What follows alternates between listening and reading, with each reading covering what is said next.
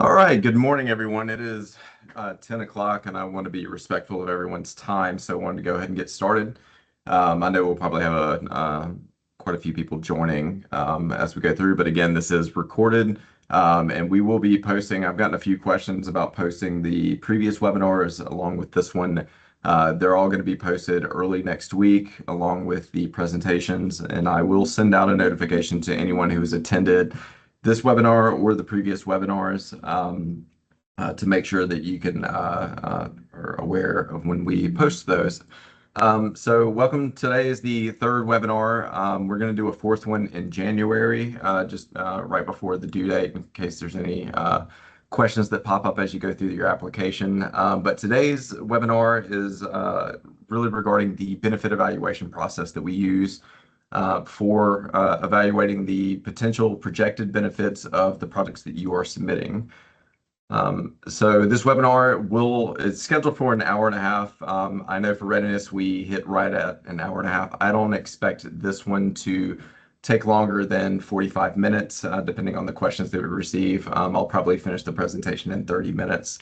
It's actually a pretty simple, straightforward process regarding the benefit evaluation, but just want to go through that with you. So I'll give you a quick overview of the benefit evaluation, as well as the project categories that you will be submitting your project through. And really the benefit evaluation process is broken into two parts, and that's the planning factor piece, as well as the cost benefit analysis. And the focus of this webinar today is regarding the planning factor analysis. And then I'll talk a little bit, just remind everyone how we develop the actual recommendation that goes to the policy board. I touched on this in the first webinar, but think it's important to talk about that again today. And then just talk about some of the benefit evaluation resources we have linked in the background materials, and then talk about next steps. So again, everyone's microphones are muted by default. Please raise your hand if you have a question at any point, and I'll stop and give you the ability to unmute and ask your questions. I do think that the chat and Q&A is available as well. I would prefer that you raise your hand and ask your question, but if you want to, you can leave a question in the chat or the Q&A. Christine from Campo is going to be helping me moderate that in case I miss those, because I have a hard time seeing the chat and questions. So preferably raise your hand and we'll unmute and ask your question. So just a good reminder of how we're administering this process. The webpage is the one-stop shop for everything related to the project call. It's where we're going to host and post all of the reference materials, the webinar recordings, the open office hour links. We will have open office hours starting in a couple of weeks, and we'll have those through December. Those links will be provided on the website. And then, of course, the application itself and the guide for project selection are linked to the website. One thing I do want to point out, and I've gotten this question, I think I've addressed it in the last two webinars, but want to point out that if you're having trouble opening the application, just right-click and open in the new tab, and then you should be able to open the application. Some individuals are having issues with the button on our website. We're troubleshooting that, but you should still be able to open the application. And again, if you have any questions or comments, the funding@campotexas.org email is where you'll send those. I've got a couple I need to respond to, so if I haven't responded to you, I will be responding to you later this week. But please let me know if you have any questions regarding this process. Just send them through funding@campotexas.org. And any questions that I receive from now and through the webinars will be compiled into an FAQ document that we'll post and keep regularly updated through this process. Okay. So again, a reminder where we are. The big due date is January 30th, 2026. This will be our last information session this year. We'll have open office hours starting on November 17th, and we'll do it every week through December 8th. I may add more of those as needed. And then we will do a final information session on January 14th. And this will just basically be a review if I'm getting a lot of frequent questions. want to address those in this webinar. And because I'm assuming everyone will be starting their applications around mid-January, this will be an opportunity for that. So I would encourage you to start your applications earlier. But this will be an opportunity to ask any final questions before the due date. And again, the review process, we'll kick off the review process at that point. We are tentatively scheduled for June 8th for an approval of the project selection. We may, depending on how many projects we receive and the review requirements required by the volume of applications, we may move that out to August 2026 as the action item. That really won't impact anything on the funding availability or when you can start your projects, but just want to let you know. But we'll definitely let you know as soon as we receive. We'll be updating everyone in very beginning of February of what that new timeline will look like if we do have to change it. So let's talk about benefit evaluation. So in the previous webinar, we talked about eligibility and readiness. So once you pass readiness and we've determined that your project can complete all required milestones and be implemented as scheduled, that's where the process goes into the benefit evaluation process. So we will only be evaluating projects that are deemed ready. So you have to pass through step 2 before you get to step 3. So this will be the benefit evaluation. And this really just determines the regional value of a project and how well it meets the goals and objectives of the Transportation Policy Board. And from the results of the benefit evaluation, we will put together a recommendation to the policy board based on the evaluation results, those resulting rankings, and the funding availability. So like the other 2 presentations, I forgot to change the title on this. It says readiness considerations. Just considerations for sponsors as we talk about the benefit evaluation. There's a couple of things I just want to kind of set you up to think about as we're going through the actual criteria itself. One is that sponsors should select the project category that's most appropriate for their project. There are 7 categories of projects that we'll quickly go through. And it's really designed, and the reason we have different categories is to provide that balance, and so that a active transportation project and a roadway project and a ITS project are all competing on a relatively level competitive playing field, and so they each have their own set of criteria. And it's important, you can't measure different things with the same criteria because they require different things to measure it. You wouldn't use the same formula to measure the circumference of an object versus the volume. You have to use a different volume or different formula, and so that's basically what the criteria is. It's really just a custom way of us to evaluate the individual aspects of a product. I do want to point out that this process really prioritizes projects with the most regional impacts and primarily focuses on safety and congestion. Safety and congestion make up the vast majority of your project score, regardless of category. But again, it's really about the region. So a project, a local project may not have regional benefits, or it may have a significant impact on the region. So this process really distills the projects that have the biggest regional impacts more than anything else. Another thing very similar to readiness is that you have to provide sufficient data. Data, detail, and explanation are critical for your application and for our ability to assess potential benefits of your project. This is a very data-intensive piece of the process. And this really gets into the importance of planning. The majority of the data that you're required to provide through this evaluation process should have been developed through the planning process. So as you're going through your alternative analysis, you're looking at all of that data to make that decision on what project to move forward. A lot of that data is going to be very, very useful as you go through the benefit evaluation process. And as I mentioned earlier, the custom criteria for each project type really creates a balanced competitive process. So regardless of the type of project you're all going to be playing on a level playing, the different types of projects are on a level playing field. And then there's the relativity. I think one of the questions I keep getting asked is what's a good score?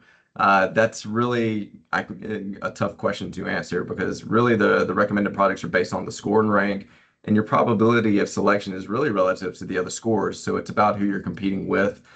So it's going to be impossible essentially to answer what's a good score. We don't know what that will look like until we see all of the other products that you're competing against other products, not really a specific score.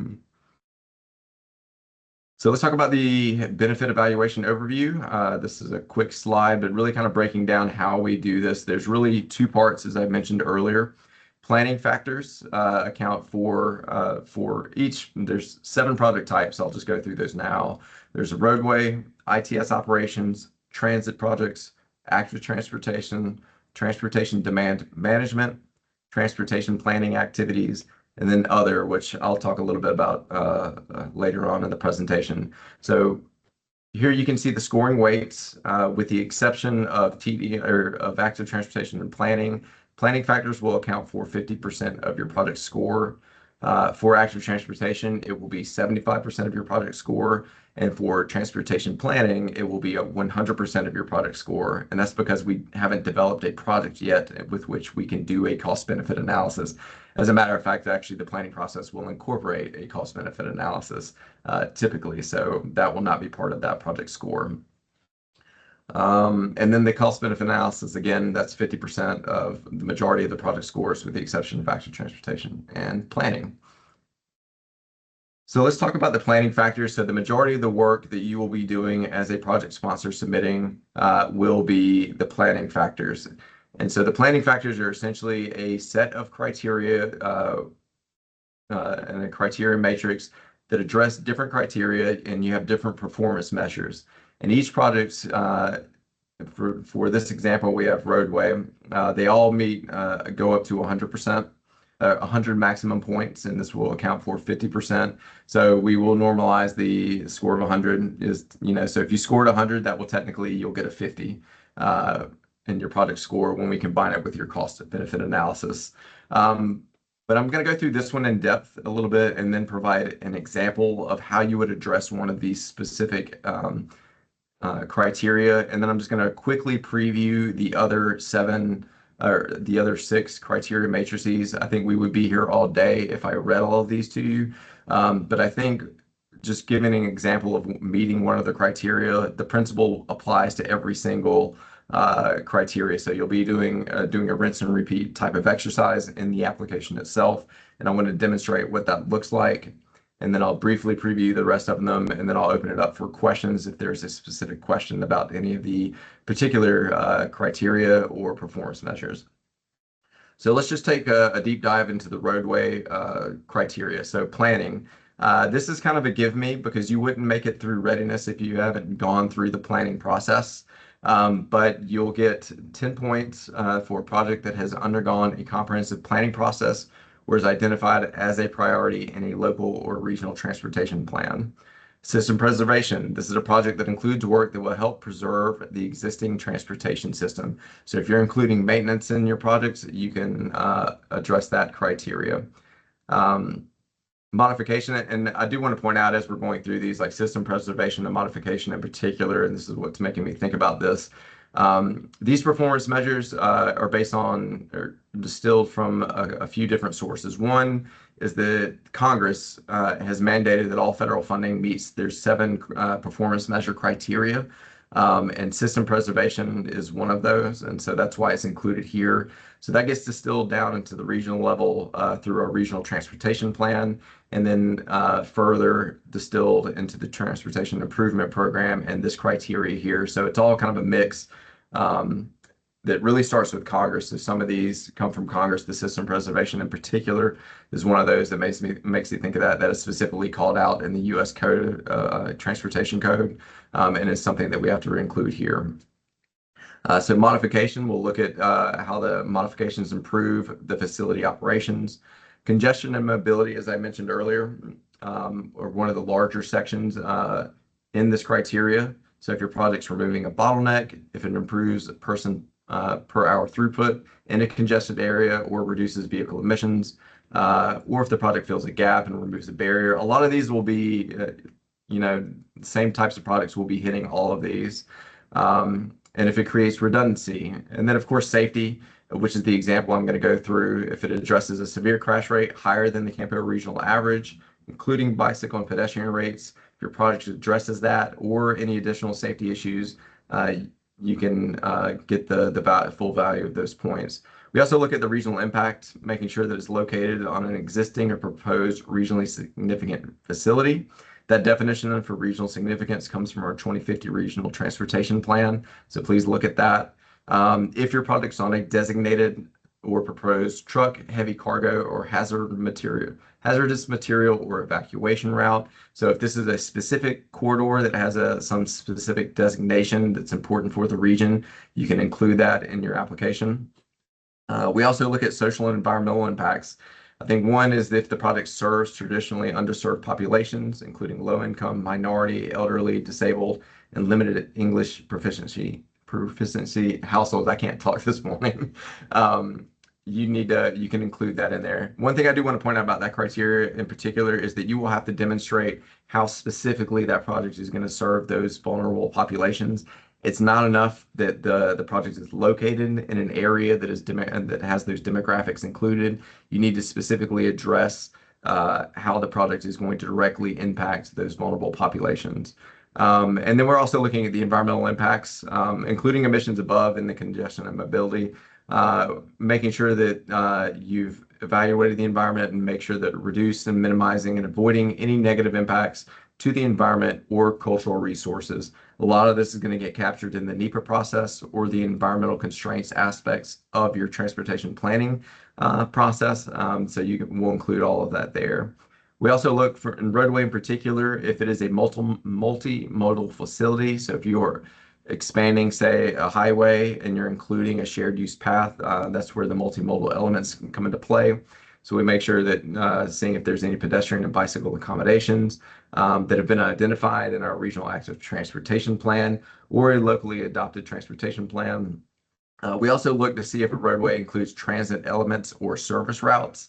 Obviously, if a project is included on a service route, that makes it more regionally significant, and that's an important aspect of the project. Economic development, this supports local, regional, and state economic development plans and strategies. And then finally, funding. Funding is another common one that you will find. So between the planning criteria and the funding criteria, those are the two that you will see in every single one of the criteria. With the exception of, well, planning actually isn't included in the transportation planning one. So the project's local cost share, you could overmatch your project. And so for every 5% over your 20% local match that you overmatch, you can get a point.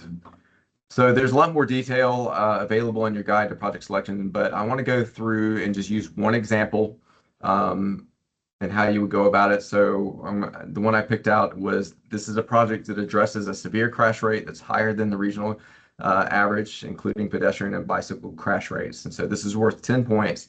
And so how would you go about that in your application? And the principles that I'm about to go through apply to every single one of these criteria. So the general instructions is that in the application, you're basically going to write a narrative response that summarizes how this project addresses the specific criteria, and then you'll attach supporting documentation for verification. And so, for example, you'll just go into the application and toggle the no to a yes for each criteria that's applicable to your project. When you toggle that no over to a yes, it will drop down, these boxes will pop up, and you'll have a 500-character narrative section to put your summary in, and then you can attach as many relevant attachments as you need into the section for this particular criteria. And so how that review works too on our end is that we'll review your response, and then we will verify both your response and your backup documentation within each criteria. So the review team looks at what you've put in there, verifies your information in the backup materials, and then we'll award you those points should you meet that criteria. So I think it's important here. I know obviously there's sort of that gamification of it, and that I wouldn't discourage, is don't treat this as like, I'm just going to try and get as many points as possible and try and wiggle my way into these points. If it, it may not necessarily address this project may not necessarily meet this criteria, but I think let's just see if we can get those points. the verification process is going to kick those points out. So if you put something in and we can't verify it, you will not be awarded those points. So it's very heavy on the data. So you can say your project does XYZ, gets 100, it's the best project in the world. It's our job as reviewers to go in there and verify that that's actually the case. And if you don't have the backup documentation and it does not logically meet that criteria, you will not be awarded those points. And so in most cases, we end up adjusting your points down to reflect what is actually available in your application. So just keep that in mind. If you're feeling like it's in a gray area, you can always send that to us ahead of time and we can verify that. Or you can just throw it in there if you want and just see where you land. But I do want to say that we're going to spend a lot of time verifying your data. And if your project does not meet that criteria, you will not get those points. And so I would just encourage you to be very realistic about your project and what it actually provides in relation to this criteria. Let's see, Tom, let me allow your mic. Hey, Tom, morning. Hey, good morning.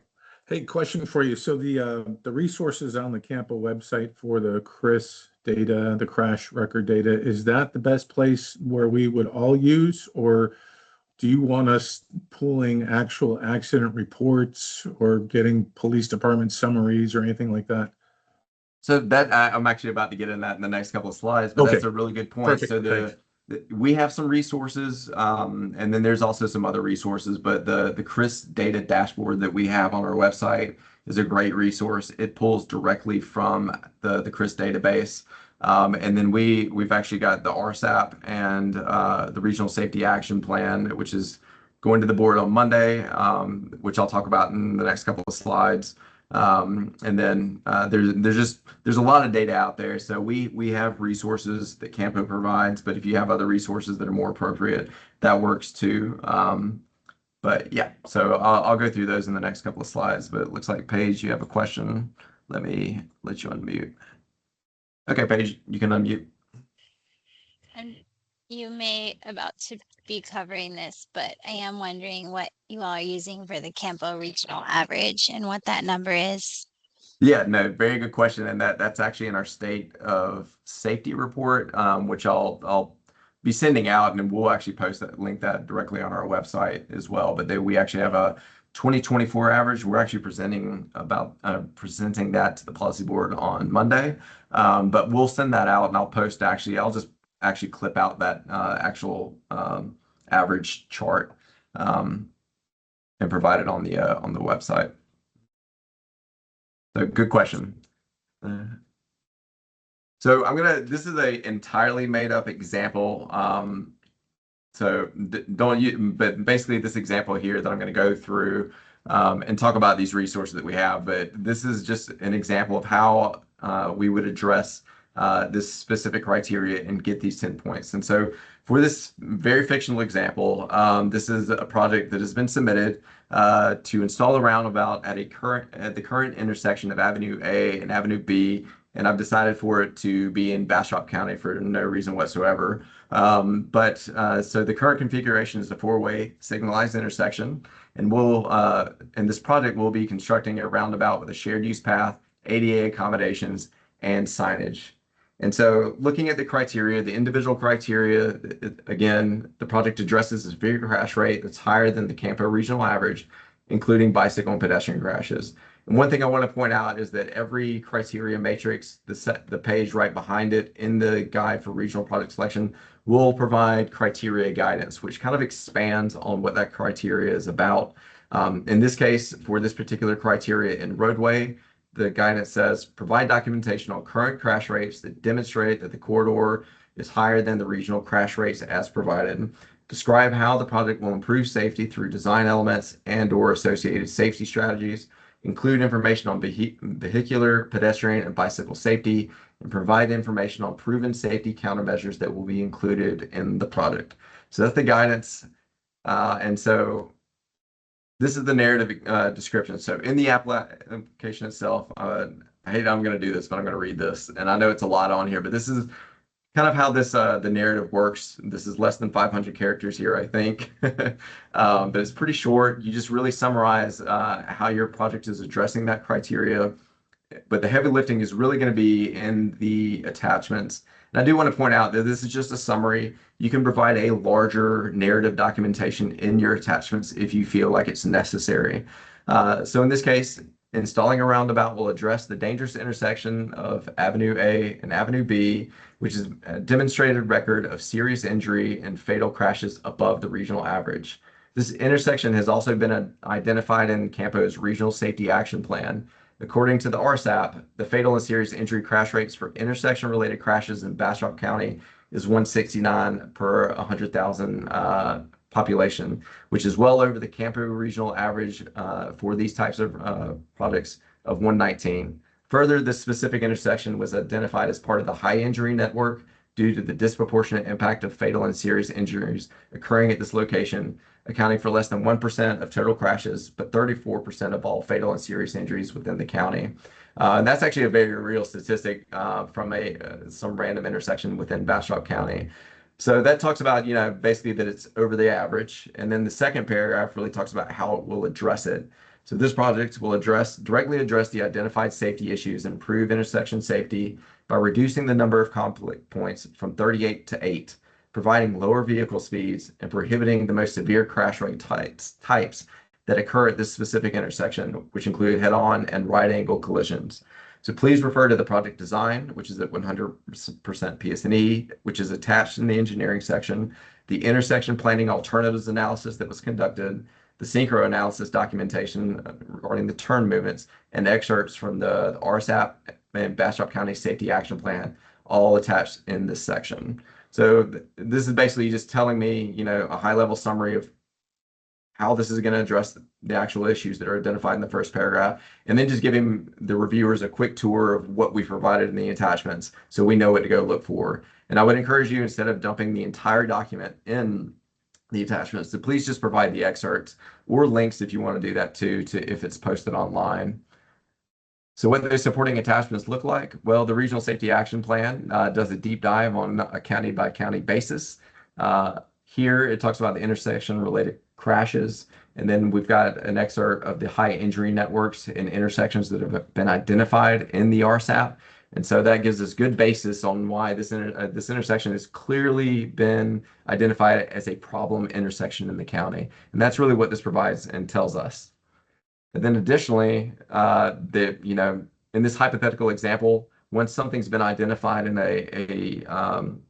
a high-level plan, it typically goes into a project-specific planning analysis, which this hypothetical Avenue A and Avenue B, there was an intersection traffic and safety analysis. So it's been identified as a problem intersection. The next step would be for, if this is, say it's been sponsored by Bastrop County in this hypothetical example, they would then do an intersection traffic and safety analysis to figure out what specifically can we do to address the safety at this intersection and make these improvements. And so you go through a full planning process where you look at the different alternatives.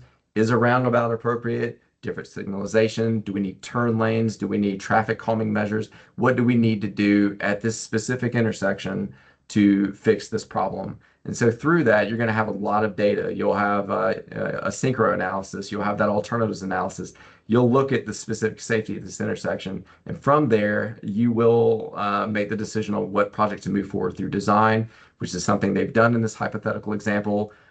They decided a roundabout was the most appropriate solution for this particular intersection. And then they moved that forward through engineering and design at that point. As you can see, this is just something I pulled off of Google. So getting back to your point, Paige, the Regional State of Safety Report has the most current regional average. This is a report we produce every single year, and it looks at the average. I would request that everyone use the 2024 average, which is the most recent data that we have. But I will say for this particular criteria, if there is a different average you want to use, so I will say that in this example, the Regional Safety Action Plan breaks down a lot of different regional averages.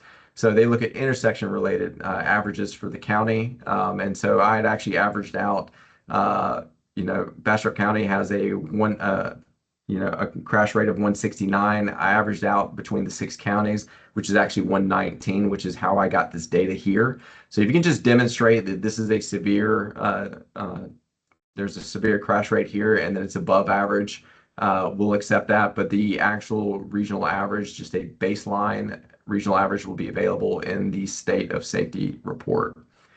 So that's how you would go through. I think that's the end of that example. Does anybody have any questions about that example or concerns or anything? Because this principle that I'm demonstrating here goes through every single criteria. And so you basically just summarize your narrative, tell us how it's addressing that criteria, tell us what backup documentation you have and how that's going to demonstrate that. And then we as review staff will go through and review all of this data and just make sure that you've done everything needed to meet that criteria, and then you'll be awarded those 10 points. So I know I've talked, that was probably the heart of this presentation today. I'm going to stop there. Does anybody have any questions?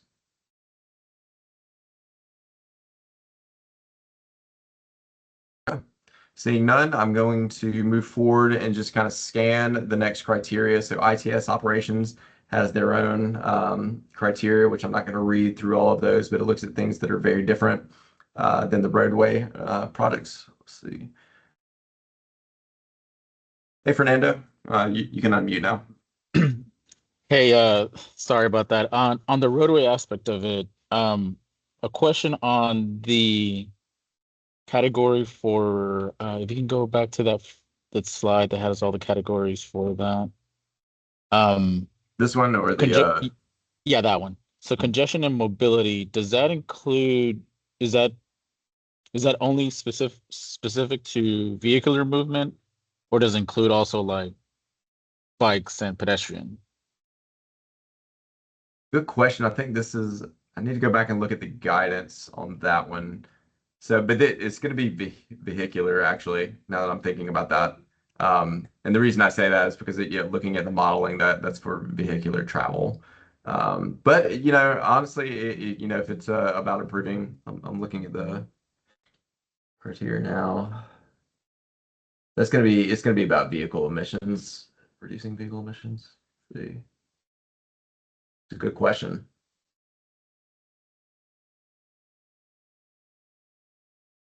Do you have a project in mind that you're thinking about? Yeah, I think the one that we've been talking about is Johnny Morris, which we're not expanding lanes, but we are adding sidewalks and shared use paths to the corridor itself. So it's adding that facility then. Yeah, no, that's a good question. Now I'm looking at this criteria and I'll go back and check the guidance. I mean, obviously the focus on that because you would capture it in the multimodal section. But if you're moving more people through that corridor through the improvements, then you would be able to meet this criteria. You would just have to have the data to back up that throughput on that piece. So that if you can show that more people are going to be able to go through there with that, with the addition of the multimodal facility. I'll double check the guidance that we have in the background materials and get more guidance on that in particular if it's not addressed, because that's a really good question. I haven't had that one before.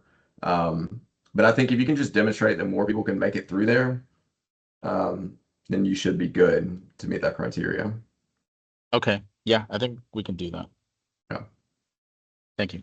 Yeah, no, thanks. That's a really good question. I like these technical questions and I'll double check the criteria guidance in the background, but I'll make sure that we're addressing that in the FAQ as well, more specifically. So thank you. Hey, do you have a question? Oh, sorry. Yes. For regional significance, is there an actual sort of definition of that? Because like for Williamson County, they'd consider any project that's in their long range plan to be regionally significant. Yeah, we actually have a definition in our 2050 regional transportation plan. That's the definition that we're going to be using for 2050. Okay. Yeah. 2050 regional. And then for system preservation, I guess I had a question about that. When you say system preservation, if you're redoing a roadway, you're not necessarily preserving that road, but the system is preserved. I guess that was another definition question that I had.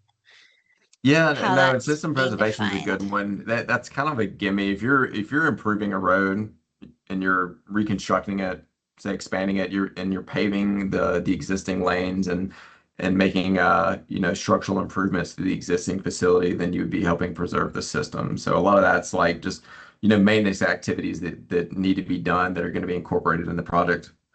If that makes sense. Yes. Okay. And then last question, just about the application. So there's a planning summary question that's its own section. Mhm. And then under the benefits section, there's another planning question that's similar. Are those sort of asking this same thing? It's kind of like what planning went into the project. Are you looking for like two different answers on those? No, and that's a really good question. We actually were discussing this internally a while back. So you're probably going to have the same answer. So readiness, we're going to be looking to make sure you've done that planning process. And so you're going to already have that. And to me, you're not going to get to the benefit and evaluation process until, I mean, you will have to have demonstrated that you've had planning. So this is going to be the same answer essentially in both sections. And that's really kind of a give me 10 points. To me, it's arguable that this should be part of the benefit evaluation process. So we may look at, 'cause to me, this is a readiness criteria, but it'll be the same answer for both. Okay, thank you. Yeah, thanks. No, that's a good question because that was the one that popped out to me because I was like, we're looking at this in readiness already. So, and again, and this is kind of getting to that's a good question because one thing I want to point out is that there will be some redundancies in your responses and your background materials. Some of these, your background materials are going to be addressing multiple criteria, so you can use that. Don't worry about being repetitive. If it addresses that specific criteria, whether it be in readiness or in multiple different criteria in the benefit evaluation, just provide it. And you can reference different areas of the application if you want to, or you can just rinse and repeat and put the same backup documentation in each section. We have enough data capacity to do that if it's easier for you to do that. But that's just one thing I would say. We're not just, provide what you need and don't worry about being repetitive through the process. So thanks for bringing that up, Paige. That was actually a good question. And so with that, if you have any other specific questions about these as you go through, I would encourage you read the performance measure, read the criteria guidance. And then if you have questions like the one that Fernando had, that's a good one that's probably not addressing the criteria. I will go back and look at that and make sure I get clarification on that because I want to make sure that, if there's anything that needs to get clarified, we're providing that information. So Fernando, I'm going to respond to that one directly, but any questions like that, there are nuances to a lot of these. Some of these aren't, very specific and some of them are very specific. So, just learning those nuances, just get very, very familiar with these criteria. And if you have any questions or if you're wondering, does this meet this criteria, just send it to us ahead of time. I'm happy to look at those things and kind of provide guidance there. So. And again, I'll cover all that in the final webinar on January 14th as well. So any questions like that, like the one that Fernando asked and that Paige asked, these are all going to get compiled again. So everybody will have the benefit of the same information. I just want to make sure that we're being very transparent on what the expectations are for these criteria. And if there's any gray area, I want to make sure that they are addressed. So again, Transit has their own criteria. Active transportation, transportation demand management, and then transportation planning. This one's a little bit different because you don't have a project yet. And so this is really based very directly on the regional goals and objectives from the 2050 Regional Transportation Plan. And then others, the only other category I kind of want to throw out there, this is a very weird one. I don't expect that many or any of you will be using the other category in this, but it is an available option, and it does need some caveat and explanation, I think. So if you have a project that does not readily fit into one of the other 6 categories, there is an other category, and this is more of a choose your own adventure type of criteria. So there are 2 things that you have to meet in this criteria. One is the planning one, demonstrating the project and activity has undergone a comprehensive planning process, and then again the funding overmatch question. So these are the 2 that are kind of consistent through all of the other criteria. At that point, what you do is you look at all the other criteria and kind of build your own criteria based on the other criteria that are available in the other 6 categories.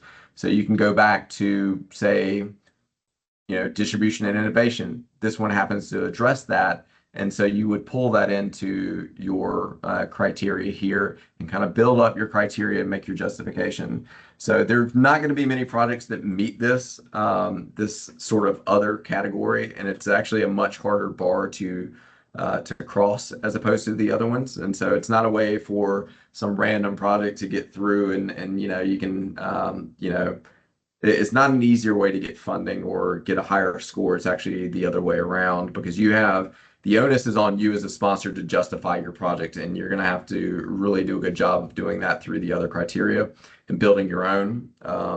And then you also have to provide your own cost benefit analysis. And so one thing I will say, if you look at this and think this might be the appropriate route for your project, please reach out to me before you decide to go down that route, so that we can verify that this does indeed meet this type of criteria. I'll say the only time we've used this, there was a project in the city of Kyle, the Kyle Sidings project. That's a rail project for a siding project.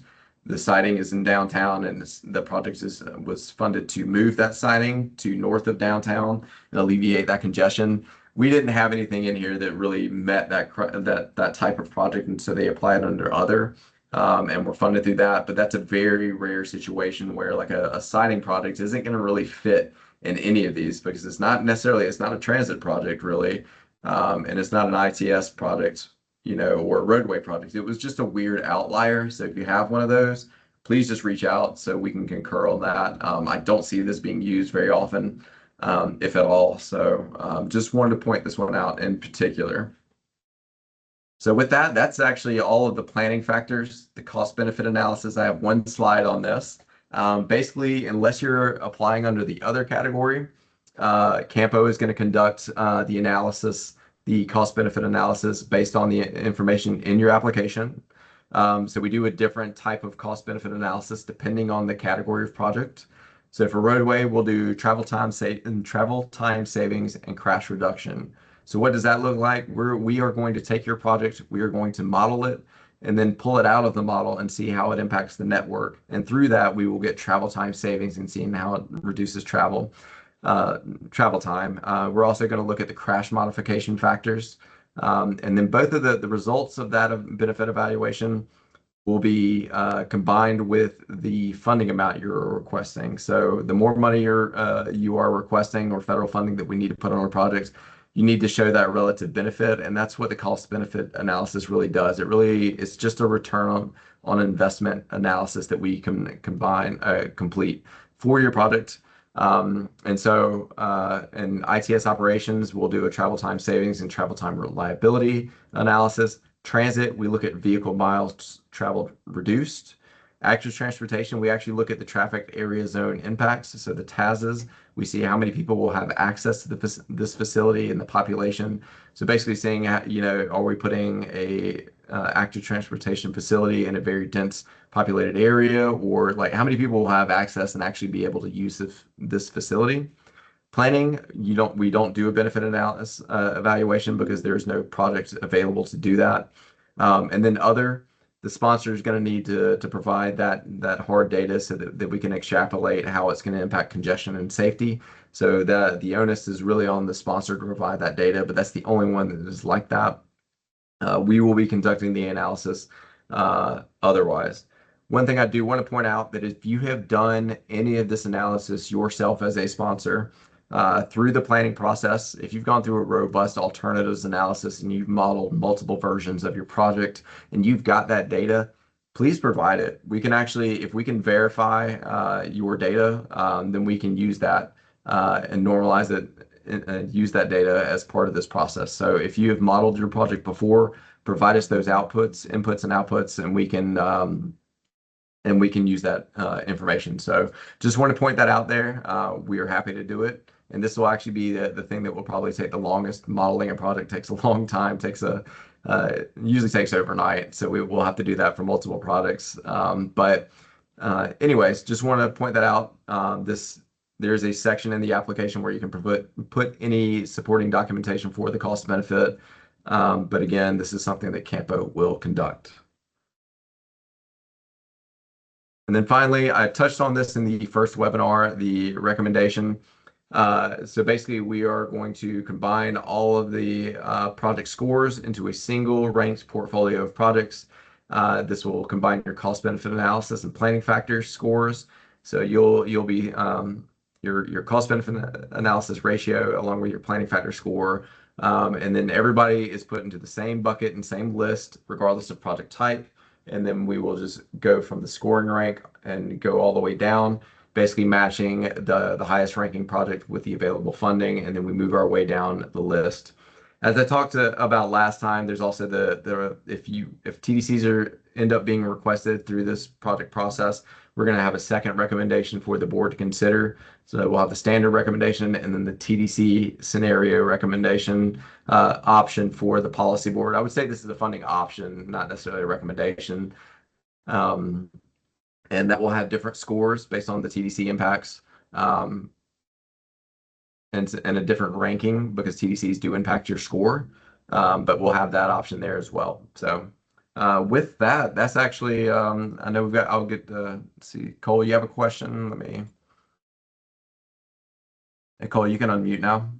Thanks, Ryan. Yeah, on the previous slide on the cost benefit analysis, how does the roadway category compare the travel time savings and the crash reduction? Are they just split equally in that yeah, so yeah, it's 25% and 25%. Good question. I should have broken that down. So and that one in particular, so travel time savings will account for 25% of your overall score. I'd say it's 50% of your cost benefit analysis score, and then you'll have your crash reduction score as well. So it looks at both of those equally or weights them equally. That's actually a really good question. Okay, thanks. Yeah, no, thanks for asking that. I should have clarified that.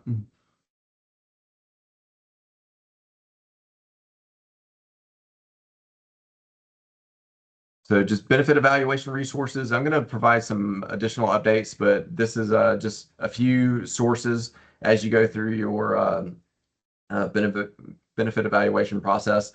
We've got some links to some just general resources and tools that you can use. There's a link to the top speed, the synchro analysis information.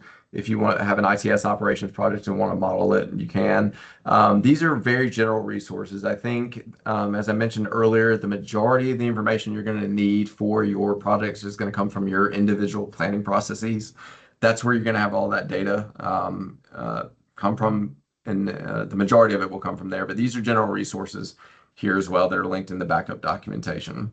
And again, we're going to add the state of safety report on Monday. We'll add that actual chart, so that data chart is available for you. If it's not, I think it's already linked. Actually, the regional safety dashboard is linked in there, so you can use that as well. The crash record CRIS system is linked in here as well. And we'll be adding resources as I think they might be appropriate. So just keep an eye on that. So next steps. So this is the last webinar for this year. As I mentioned earlier, we're going to start open office hours on November 17th, November 24th, December 3rd, and December 8th. I may do more of those as needed, but basically that is just a Teams link where I will just sit on a Teams call, like the world's worst radio show, and you can just call in and ask your questions. What's important to me is that, because this isn't my entire job, is that I have a dedicated space that people can access me and other staff as well to ask any questions as they go through this process. So I just want to make sure that is carved out on my calendar and available to everyone there. And again, if you need to set up a specific call about your project outside of those times, I'm happy to look at my schedule. I think it's really important for me, and why I really appreciate all the questions that I've gotten today, is that, it's our job as staff to be a resource for you as you go through this process. And if there's anything that is not completely clear in the backup documentation, or that through these presentations, that I need to make sure that are getting addressed. So, we've been taking notes on all of these. So we're already starting our FAQ document. So Paige, Fernando, Cole, all of that's going to be addressed in the FAQ, and Tom as well. So these questions really help us provide you more resources, and I do appreciate the involvement on your end. And so That is the end of this. If there are any other questions, that is the last slide of the presentation.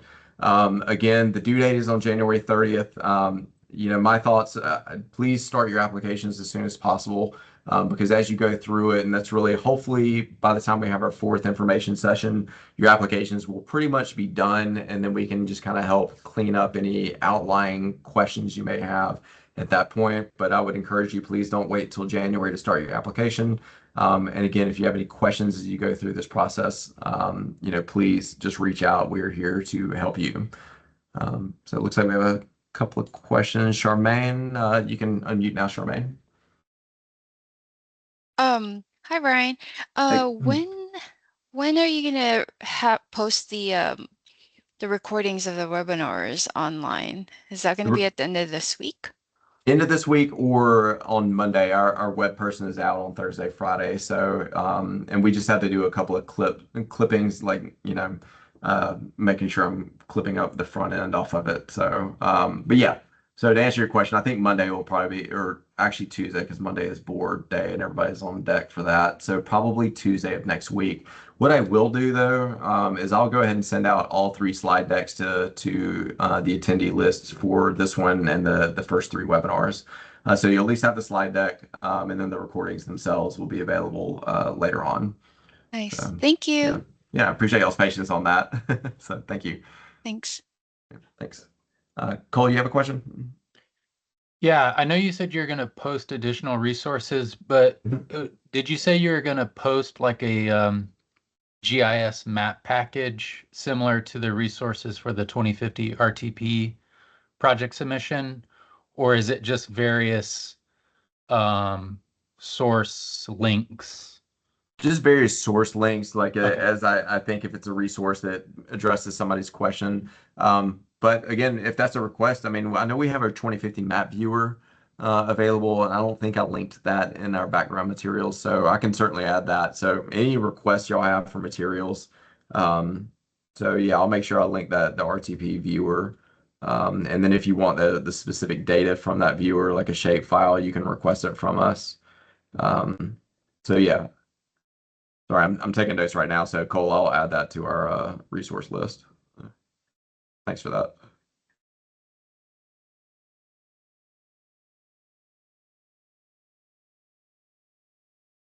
Hey, Jacob, you have a question? Yeah, thanks, Ryan. And thanks too for, again, just for putting this all together. Like seeing the written example and all the detail you go into is really helpful. I had a question. So you mentioned earlier that, the high scores it's difficult to say, what a high score is going to be because they're relative to other projects that are being applied for. But aren't they also relative to the amount that you're requesting? So as in, could you spend a couple minutes talking about how the amount of the projects that you're requesting can also factor into them getting a recommendation? For example, if projects that are much higher, scoring much higher or even slightly higher and are taking up the bulk or a large portion of the money and there won't be enough money to fund your project. Can you just explain that process a little bit? Yeah, no, that's a good question. And so there's kind of some nuances there. Yeah, it's like we recommend the products and pair them up with funding as the funding is available. So if a product, for some reason, we get down to it on the ranking list, say it's 4th on the ranking list and it's $100 million and we've only got $30 million left, we would move down to the next available product on the list that we have available funding for. So that will impact that. So if you have a very expensive project and you're lower down on the list, we may move down the list to the next available product that we have funding for. So that's a good question. And I will say that the funding impacts your score. So the score has the funding impacts as well, kind of baked into it as well. And I don't know if this was really part of your question, but the cost benefit analysis, I think that incorporates, like, basically if you're asking for, if we've got 2 products that have the same benefits and one costs a little bit less than the other, the one that costs less is going to have a higher return on investment. And so that one's going to have a higher score and have a higher ranking ultimately at the end of the day. So it's kind of I don't know if that was your question, if it was really about like where you are in the ranking list and if we have funding available, do we move down the list until we have it, can hit it. So Yeah, no, you covered it. That's definitely a tangential question that arises, when thinking about that. But yeah, I appreciate you spending a little time talking about it. yeah, no, and I appreciate that because and it gets a little tricky too because it's like, well, if we skip over a project, can we go back to the local government and be like, hey, can you make up the additional 70 million? Say we only had 30 million for the 100 million. But then that changes the cost benefit analysis that we do on the project because we had analyzed it on $100 million as opposed to 30. And it really just, it changes the entire recommendation portfolio. And so that's why we would just move down the list until we can fund it. So that's something to consider as you go through the process. Charmaine, you have another question? Real quick, Yes. Ryan, Oh. can I Yeah, just too, ask sorry. an Oh, yeah. additional- no, it's not two, it's just more, it made me think of just an add-on to that. And sorry, Charmaine, I apologize. So if would there ever be a situation where there is enough in the total amount in the funding to provide funding for, like, say there's $100 million and the only project that's been funded so far is worth $40 million, like just hypothetically speaking. And then the next project on the list is $60 million. So that would, in effect, take the entire $100 million. Would you ever make the decision, like the difficult decision to say, we're not going to fund this $60 million project, even though it's second on the list, because we want to spread the wealth a little bit further to, some smaller projects that might have large impacts in other communities, and they're they're also significant, but much cheaper. No, that's a good question. And so the short answer is no. Like we this process and especially me as staff, like I can't be biased or anything like that. And say, oh, I think we need to spread it out a little more. Like I may think that, but the process is the process. If like say the top ranking project ate up the entirety of the $400 million, that's what the process really shows what has the most regional benefit and what we should fund. And so I do think it balances out that distribution problem by being such a balanced criteria and how it allows like different products to compete with each other. And again, that $400 million would have to have a huge return on investment ratio, like off the charts, basically, to take up all the funding. But we as staff, the recommendation is the results are what they are. That's a very political decision. If the board wants to do that, they can. We're providing them the recommendation based on the scores and the results of the process. The board, that's a very political decision and that's up to them to make that decision. And we're, as staff, we're going to be hands off, be like, this is what the score says. So that's a very interesting question. But at the end of the day, like if the $40 million and the next product $60 million and that's it, and we're only funding two products, then that's what the recommendation is going to be. If the board wants to do what you're talking about and skip it, then that becomes a very political decision that staff won't be making. The board can do what they want with the recommendation, take it or leave it. So it's an interesting question. I do think that won't happen because the criteria is so balanced. But it's been a while since we've done this, so we'll see how things shake out.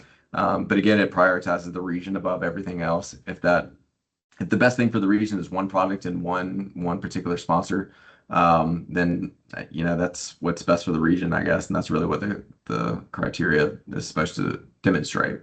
So I know that's a little bit longer. That's more of a philosophical, political question than anything, but it's an interesting one for me, I think. So thanks for asking that. Yeah, thanks, Ryan, and sorry again, Charmaine. No worries. Ryan, I have a question. So for a project, for the projects that we're thinking of, is it limited based off of the 2050 RTP we submitted last year? Are we supposed to only pick from those projects, or could it be outside of it? It can be outside of that. I mean, we do look for it to be in the 2050, but it does need to be in a planning document. So the one that y'all adopted, 2 weeks ago, the 2025 or 2035? If it's in there and it's not in the 2050 RTP, that's fine, but it does need to be in a long-range planning document, both for the scores, but also readiness. We'll have to see that planning process. So it is not necessarily tied to what's exactly in the 2050, but you'll still have to demonstrate the same sort of things that you would have if it had been in the 2050. Okay, thank you. Yeah, thanks. A good question. Okay. That is there any other questions? Again, I appreciate I know a lot of y'all have been on all three of these webinars, so I just want to say thank y'all for taking the time to go through this with me. I know there's a lot of information and I know it's a lot of work. At the end of the day, we're distributing millions of dollars and hopefully making a huge impact on the region at the end of the day, and that's really what this is all about. So just again, thank y'all for all your time. I'll be posting the open office hours. Everything will kind of be posted at the same time. So I'll post the links to the next 4 office hours. Please let me know if you have any questions. And if you've attended any of these webinars, I have your email. I'll make sure I'll put together a distribution list for attendees as well. But again, that is the conclusion of the webinar. Again, thank you so much for your time, and I hope everyone has a good week. Thanks, Ryan. Thanks, Ryan. Great job. Thank All right, you. thank you. Thanks.